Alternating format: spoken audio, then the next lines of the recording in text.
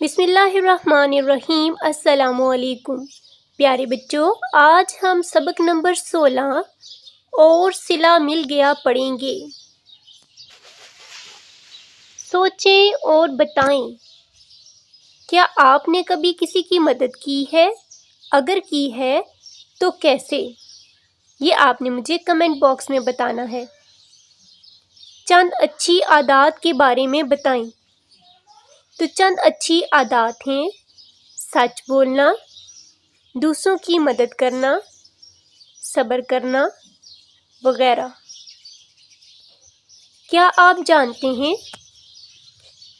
حضرت محمد رسول اللہ خاتم النبیین صلی اللہ علیہ وآلہ وصحبہ وسلم کا ارشاد ہے، تم زمین والوں پر رحم کرو، آسمان والا تم پر رحم کرے گا۔ یہ کس کا ارشاد ہے؟ نبی کریم صلی اللہ علیہ وآلہ وسلم کا، یعنی کہ یہ حدیث ہے۔ چلیے شروع کرتے ہیں۔ اور صلہ مل گیا۔ سب سے پہلے تلفظ سیکھتے ہیں۔ موصلہ دھار، تختی، افسردہ، زرخیز، فکر مند، نصب، صلہ۔ شام کا وقت تھا۔ تیز بارش میں ایک ننھی سی چڑیا جان بچانے کے لیے جیسے ہی گیندے کے پھول پر بیٹھی، وہ چلایا، ارے ارے کیا کرتی ہو، ہٹو نہیں تو میں گرا۔ ننھی چڑیا جلدی سے اڑ کر زمین پر بیٹھ گئی اور پھوٹ پھوٹ کر رونے لگی۔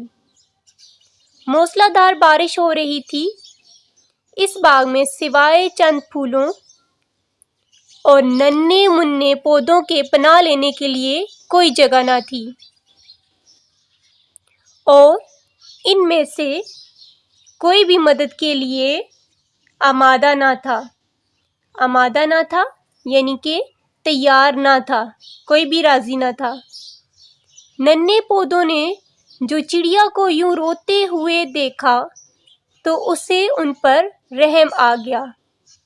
وہ بولا، ننھی چڑیا، اداس مت ہو، آؤ میرے پاس آ کر بیٹھ جاؤ، میں تمہیں اپنی ٹہنی پر نہیں بٹھا سکتا، ابھی میں بہت چھوٹا اور نازک سا ہوں۔ چڑیا جلدی سے پھدک کر اس کے پاس آ کر بیٹھی، یعنی کہ تیزی سے اڑ کر۔ اسے اداس دیکھ کر پودا بولا، ننھی چڑیا، تم افسردہ کیوں ہو؟ یعنی تم پریشان کیوں ہو، دکھ میں کیوں ہو؟ یہ سن کر چڑیا کہنے لگی، رات ہو گئی ہے، میرے ساتھی نہ جانے کہاں ہیں، اور میں اتنی تیز بارش میں واپس گھر بھی نہیں جا سکتی۔ ننھا پودا بولا، تو کیا ہوا، تم آج رات یہیں گزار لو اور سونے کی کوشش کرو۔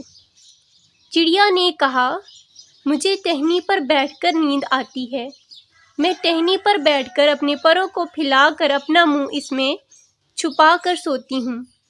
پودا بولا، ابھی میں چھوٹا ہوں، میں جب بڑا ہو جاؤں گا تو میری بہت سی شاخیں ہوں گی، ان پر پھول کھلیں گے اور پھولوں سے پھل پیدا ہوں گے، لوگ پھل کھائیں گے، تم بھی آنا، پھل کھانا اور مزے سے پھر میری ٹہنیوں پر بیٹھنا۔